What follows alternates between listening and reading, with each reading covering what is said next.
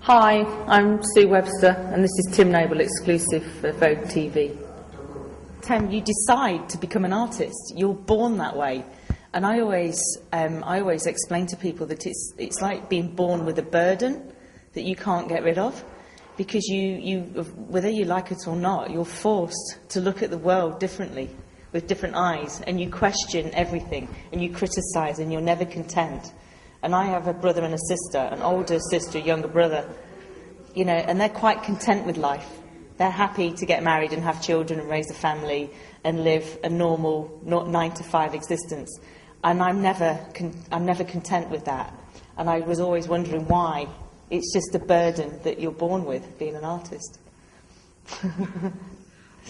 When did you create your first art piece? Together? Or just... Together and separate? When did you first... I mean, I was, like I said, I personally was born drawing. You know. So you started drawing? Yeah, I mean... So, I was pursuing some video works, and one of them was to do with my head being inside a fish tank, and it filled with water. And Sue was kind of helping me make the video.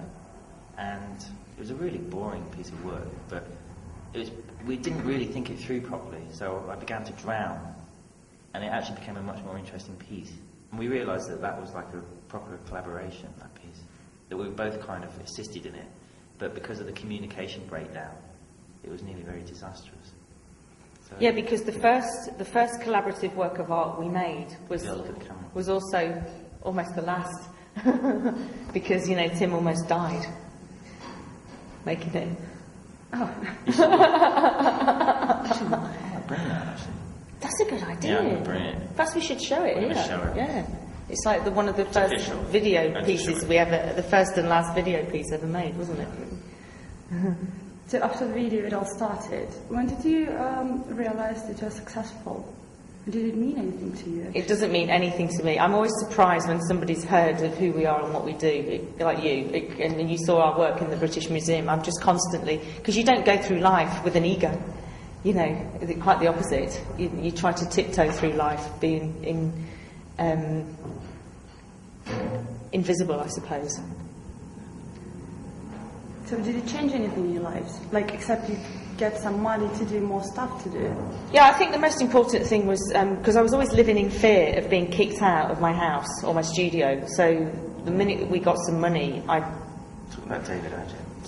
We secured a studio in London. I bought a warehouse, you know, and that was that just meant that nobody could throw us out. So I didn't live in fear of the landlord kind of thing. And that, I guess, you wake up every morning knowing that that's yours, and you've always got your studio. You can always create work.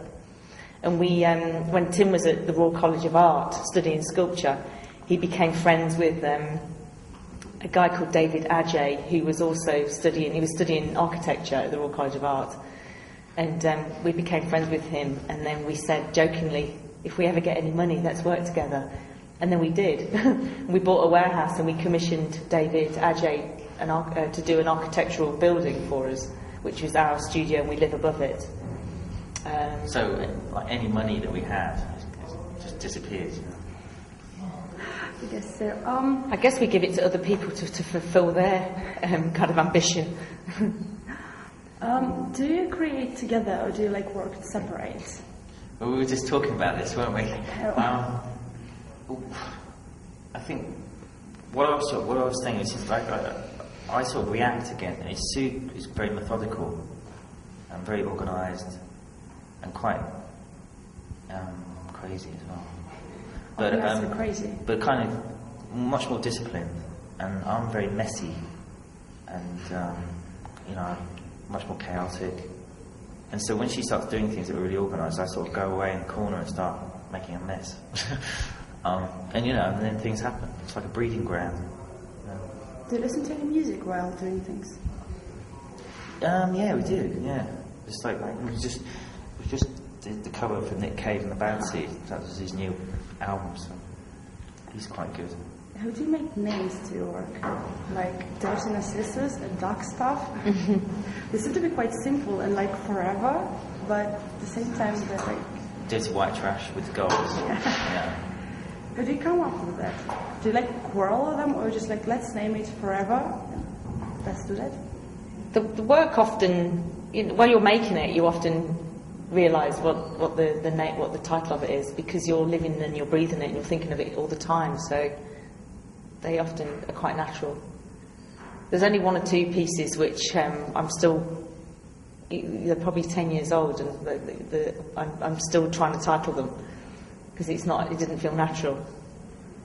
Do you like when you finish something, some project, some video, like drawing, like Joy of Sex? Do you feel okay? I've done it. I'm very content, or you feel I don't know, exhausted? After the Joy of Sex, yes. It usually opens up, another whole thing. That's the only reason why we make things, is because we're just trying to open up our minds. Because it stimulates things. Because we make a lot of the work ourselves by hand. You have you're making it. You have the idea, but usually you're already 2 steps ahead of yourself, and sometimes the making of it is the thing that's slowing you down. You go, well, I want to start it, and then I want to leave it unfinished because I hope that the audience can get the idea what I'm trying to say, because I'm already in my mind while I'm making this. The idea for the next piece is already forming in your mind, and then the piece after that, and the piece after that. So I guess your mind is existing 2 years ahead of itself, isn't it? Do you know what I mean? It's like, I suppose that's probably the time to get an assistant, isn't it? You start the thing, and then you say, okay, you finish it off because I'm on to the next project, in my head,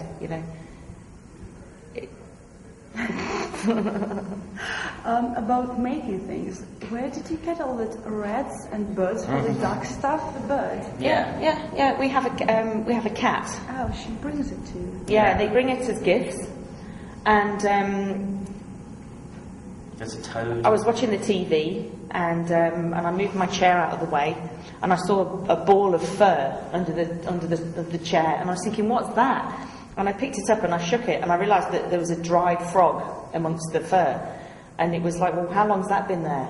And then I realised that the cat had been bringing mice and garden shrews and baby rats into the house and teasing and torturing them to death, and then leaving them as gifts around the house. And I'd find them behind the television, underneath the sofa, etc. And they'd been there for weeks and weeks and weeks, that they'd actually dried out and become mummified, I suppose.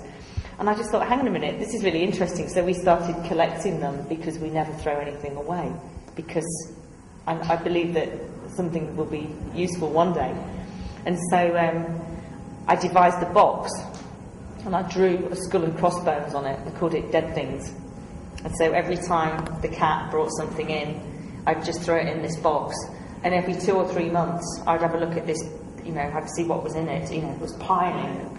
And it was a piling menagerie of death, because flies are attracted to the smell, and then the flies would lay eggs that became maggots, and the maggots would eat the flesh inside all the creatures. The fur would fall off, and then I would sort of pull them apart and dry them out, and so we naturally would mummify all of these creatures. And then it came to a point after about 3 years that I had nearly 200 dried creatures. Yeah, a house full of mummies. Including, and we put them in the airing cupboards to dry. I put them on the roof in the summer to dry from the sun.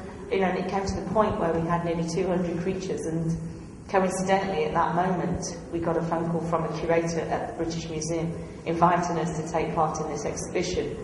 And when Statuephilia, and when we wandered around, I was in the Egyptian galleries, and I thought, I know exactly what to do. I have over 200 mummified creatures, About your Moscow exhibition, that's going to be in autumn. September, yeah. September, yeah. Are you going to bring the shadow pieces or the earlier ones, or both? A bit of a mixture. I think everything will be new work. In the video. Yeah. Oh, great. That's a good idea.